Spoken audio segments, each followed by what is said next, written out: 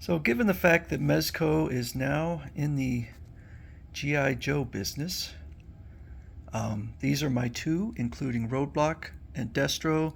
I have four more on the way, and I'm hoping that they will continue this. I don't know why they wouldn't.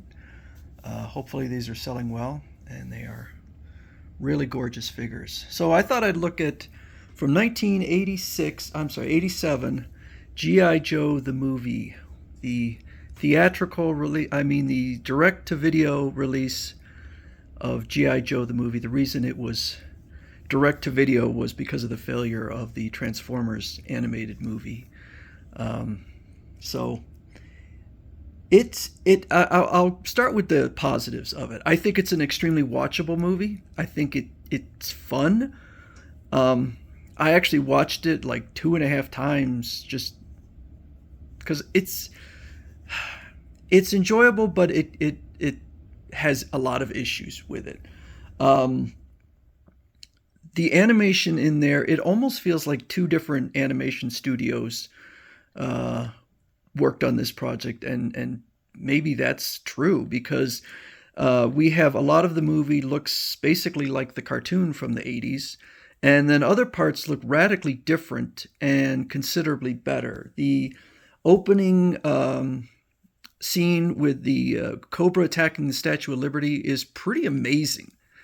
And all of this is hand drawn, and some animators did a lot of work on that.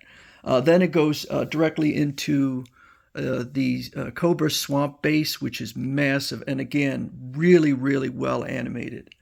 So those are the positives. So what are the negatives? Because I do think that this movie was ultimately a failure.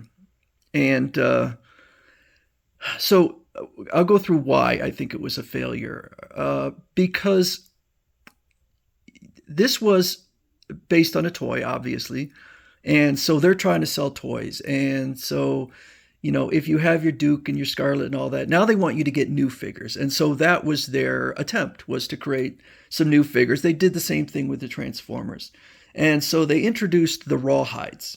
And the Rawhides just are just a fail. Um, Include Chuckles, Jinx, Big Lob, Tunnel Rat, Law and Order, and Falcon. Falcon is the fellow here, although he looks a lot like Flint. But that is Duke's half brother, Falcon. And I just think these characters didn't really go anywhere. Now, I'll confess that I haven't really paid attention, other than the theatrical releases of the live action movies, to G.I. Joe since the 80s. So maybe they were used, but characters like Big Lob and Tunnel Rat, and also these were supposed to be trainees, and why did they have such a bunch of knuckleheads? Although they did appear to be very talented, um, they just seemed weird. And so Chuckles, for instance, he's a big white guy who doesn't speak much at all and is ridiculously strong and wears a Hawaiian t-shirt or a Hawaiian shirt. And so it's like, what were they going for with Chuckles? I don't get it. Did they think that kids would want a Chuckles figure? But they also did a lot of retconning. So when G.I. Joe first started, Cobra was this criminal organization, and I think they literally called it a terrorist organization with Cobra Commander at the head of it. The problem in this movie, and it's the exact same problem as with the series, is that Cobra is a joke. Cobra is not intimidating at all. In the opening movie, it says, "Can the world oppose deadliest of foes, Cobra?" If Cobra's the deadliest of foes, then this is a pretty safe universe. Even in the Statue of Liberty opening, Cobra gets beaten as they're just trying to blow up the Statue of Liberty. And so, that's how it opens, with Cobra getting beaten. So they introduced Cobra La, and Cobra La is a much more formidable opponent, but they're weird. It just seems it's this bio uh, culture, and that apparently ruled the earth 40,000 years ago, but humans took over, and so they've been relegated to just behind the scenes. And so they sent Cobra Commander out to try and take back the planet. So that means Cobra Commander is not a human. And I don't think people really liked that. And again, I haven't paid attention to the comics or the animated versions, but I don't know that they stayed with that Cobra Commander was some kind of some other kind of being. And G.I. Joe had already been kind of moving away from Cobra Commander with the introduction of Serpentor, but I just don't think any of it was working. And obviously in the live action movies, they went with Cobra Commander, and Cobra Commander was a human. And I think that people like Cobra Commander and to sideline him, but they also make Cobra Commander look so stupid. And that's really the problem. So one of the things that I thought I would show, just to show how much this kind of failed, is just the cast of actors who voiced all of these characters. And so you could see in there, it's a lot of characters. And I kind of like that about the series. So we have Wikipedia entries for characters like Mercer. Let's see here. Iceberg, Lift Ticket, characters like that. Now, what do they all have in common? I've never heard of any of them. But guess who doesn't have? Guess who didn't even merit a Wikipedia entry?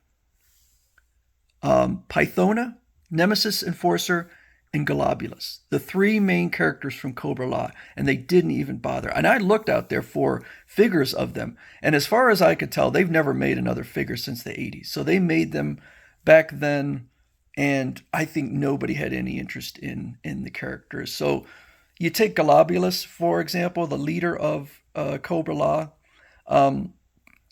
He's a big, muscular character, and he's voiced by Burgess Meredith. This was they wanted to get some known actors, and so Burgess Meredith was completely inappropriate. He's a great actor.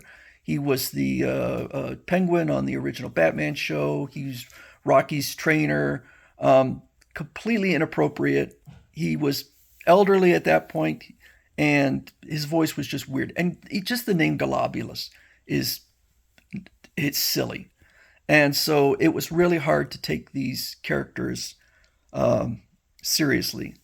Their plan was, so as always, Cobra got their butts handed to them.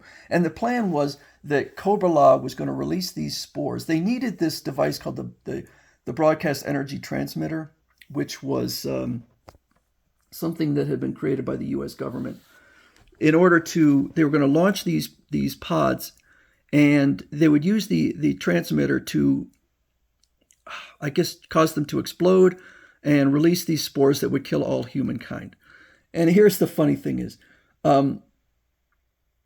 Cobra seemed all on board with it. I'm not talking Cobra Commander. I'm talking all the Cobra Command, Destro and Baroness, and all these characters were like, okay, there, just wipe out humanity. Now they would be safe because they were in Cobra La, but they're like, they're gonna kill all humans, and you're human, so you'll be the last humans on Earth.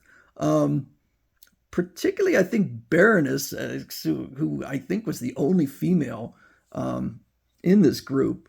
So that was just ridiculous. And the one thing they were going to do was have Duke die.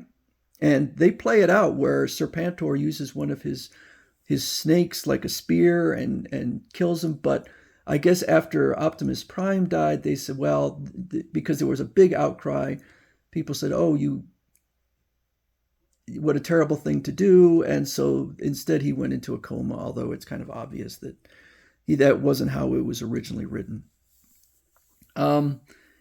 So I mean, as myself as a parent, I would have preferred to see Duke die, and the reason is because as a say a war cartoon, it would be nice for people to for children to see that there are consequences of war, even though it's always played out as very silly. So I would say that the plot was pretty weak. Flint is decent, but I don't know how much he was really used from then on. I don't think the Rawhides were. I did enjoy Sergeant Slaughter and the Renegades. I thought they were pretty cool, but Cobra La I think was a massive fail, and I think that just based on the what looks to me like a disinterest in fans in the characters shows that nobody wanted to see this this other group that was apparently behind the scenes controlling things, and that Cobra Commander was non-human. By the end of the movie, he's turned into just a snake. Um, so yeah, it's like I said, it's a watchable movie. It's fun. I like Sergeant Slaughter. I liked some other things about it. There's some great animation, but overall, particularly as a vehicle to sell toys, I think it was a fail. And it was a fail also in the sense that they didn't even have the confidence to release it in the theaters. So that is G.I. Joe, the movie from 1987.